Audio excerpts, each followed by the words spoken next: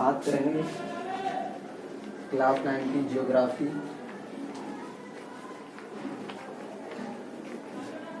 Chapter 6 के बारे में, जनसंख्या।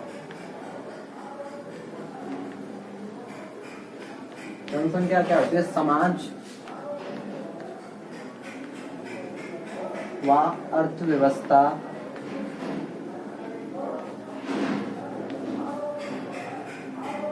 समाज व अर्थव्यवस्था के विकास में जनसंख्या का महत्वपूर्ण योगदान होता है।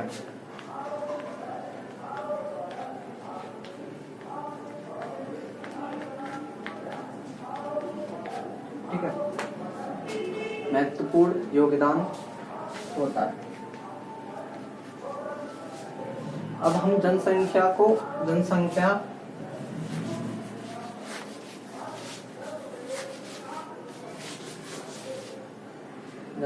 के आकार व वितरण के बारे में बात करें। वितरण के बारे में हम 2000 के डेटा के अनुसार बात करेंगे, के अकॉर्डिंग बात करेंगे। भारत की जनसंख्या लगभग 121 करोड़ थी, जो कि पूरे विश्व की 17.5% के लगभग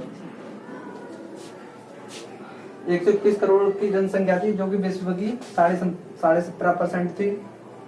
अगर हम भारत में देखें कि कौन से सबसे ज्यादा राज्य में है, तो उत्तर प्रदेश। ये पूरी जनसंख्या केवल 17.5%, विश्व के केवल 2.4% भाग पर निवास करती है। ठीक है, अगर भारत में देखें कौन से राज्य में, उत्तर प्रदेश में पूरे देश की 16% जनसंख्या पाई जाती है। 16% मतलब लगभग 22 करोड़ की करीब।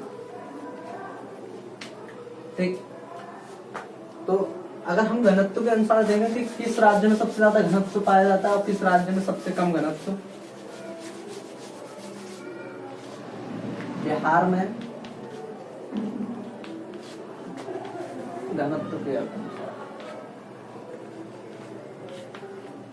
अनुसार देखें, बिहार में 1102 प्रति व्यक्ति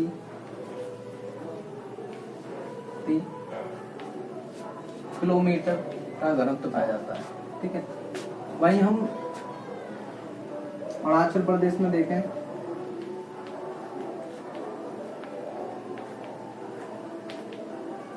17 किलोमीटर 17 प्रति व्यक्ति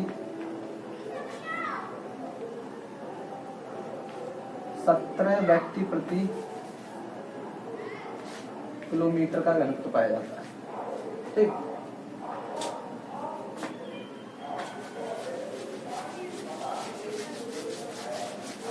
अब आगे हम देखेंगे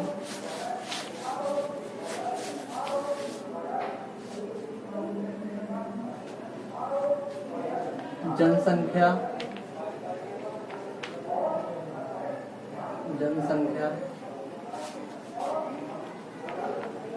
वृद्धि व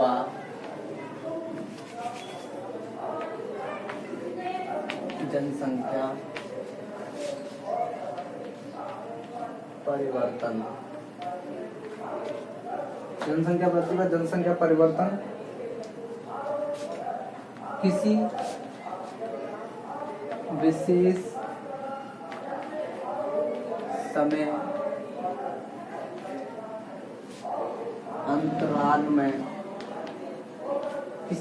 समय अंतराल में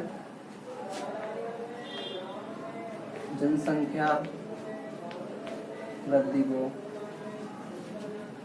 जनसंख्या परिवर्तन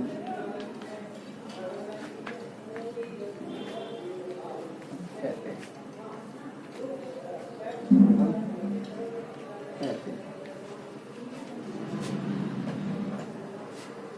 एक इसमें टॉपिक होता है निरपेक्ष वृद्धि।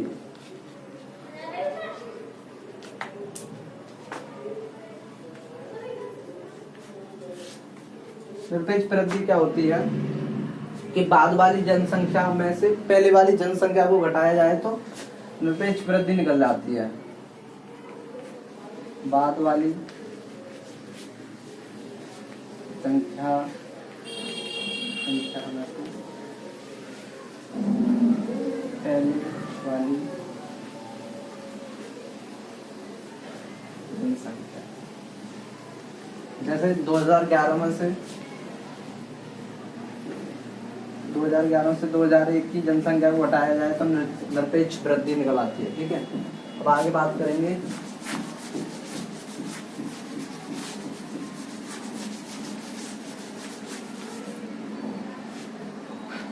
जन्म दर।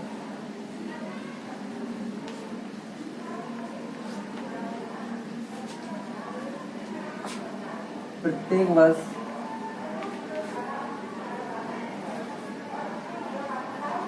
एक वर्ष में प्रति हजार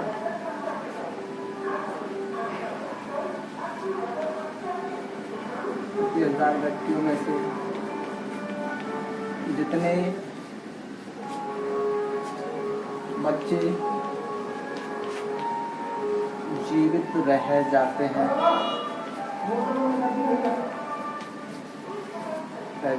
उसे जन्म दर कहते हैं। दूसरा फैक्टर है मृत्यु दर। मृत्यु दर एक वर्ष में प्रति 1000 व्यक्तियों में से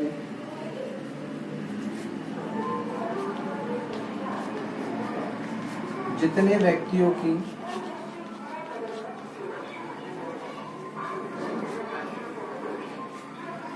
मृत्यु हो जाती है उसे उनकी मृत्यु दर कहते हैं। ठीक है,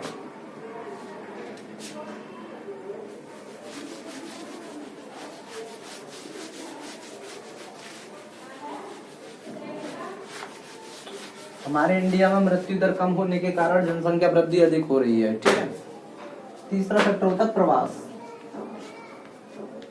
तो इसमें होता है अपकर्षण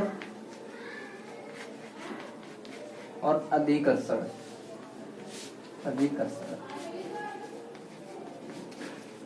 अपकर्षण क्या होता है? जहां से लोग दूसरी जगह चले जाते हैं उसे अपकर्षण बोला जाता है, और जहां लोग प्रवास करने के लिए आते हैं उसे अभिकर्षण बोला जाता है। आगे देखेंगे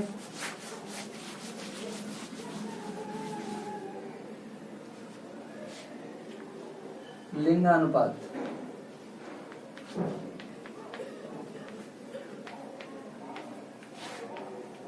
ठीक,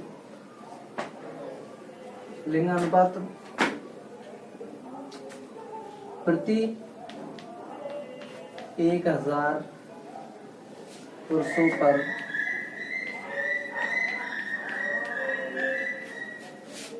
महिलाओं की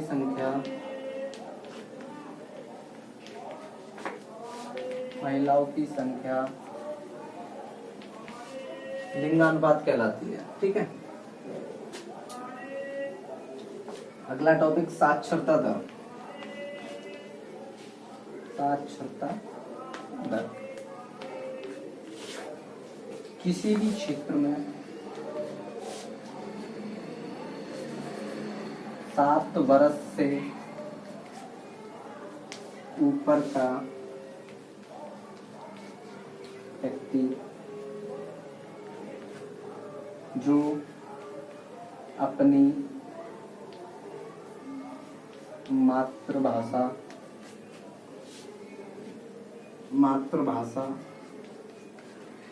को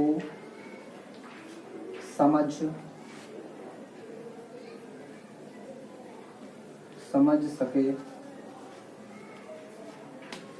वो साक्षरता श्रेणी के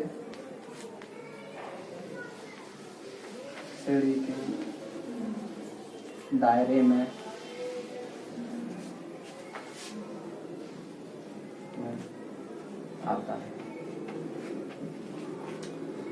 भारत में देखें तो कुल साक्षरता दर कितनी है, तो औसतन साक्षरता दर की बात की जाए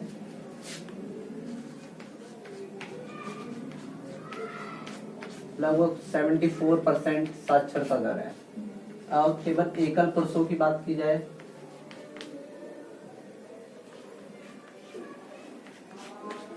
तो 89.9% के लगभग है। और महिलाओं की बात कर दी जाए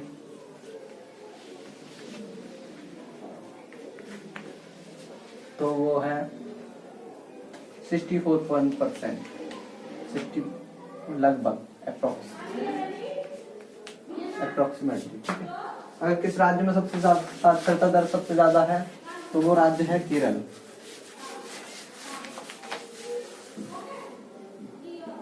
सबसे साक्षरता ज्यादा वाला राज्य है केरल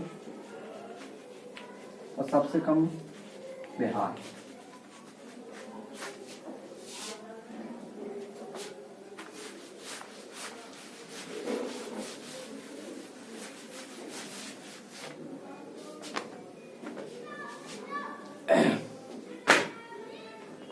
अगर हम एक इसमें होती है आयु संरचना,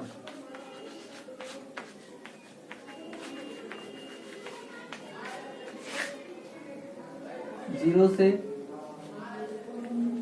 15 वर्ष तक को 15 से 60 वर्ष तक और 60 से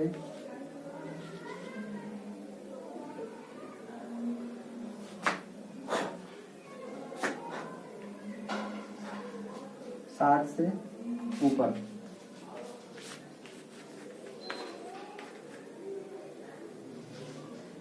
इन्हें बच्चे बोला जाता है,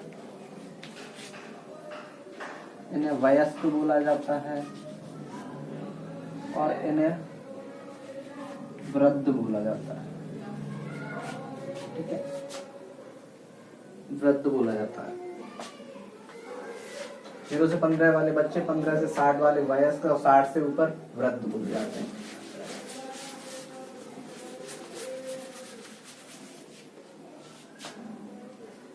अब एक टॉपिक है मुख्य स्वास्थ्य। एक स्वास्थ्य बहुत बड़ा फैक्टर है। अगर जिस देश की जनसंख्या स्वस्थ ही नहीं होगी तो वो जनसंख्या समाज और अर्थव्यवस्था में कभी भी आगे नहीं निकल सकता। इसलिए सरकार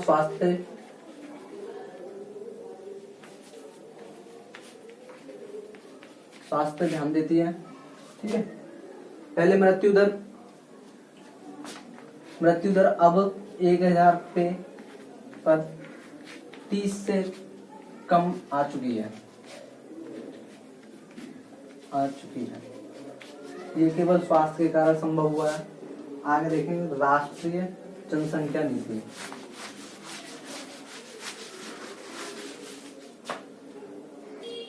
राष्ट्रीय जनसंख्या, ठीक है। 1952 में एक राष्ट्रीय जनसंख्या नीति आई जिसके तहत परिवार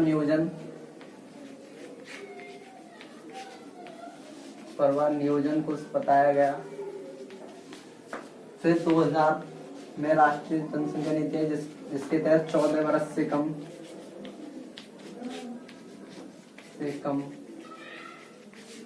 बच्चों को निःशुल्क शिक्षा का प्रावधान किया गया। तो हमारा यहाँ पे ये 6 चैप्टर खत्म होता है। ठीक है। और इसके साथ ये बुक भी।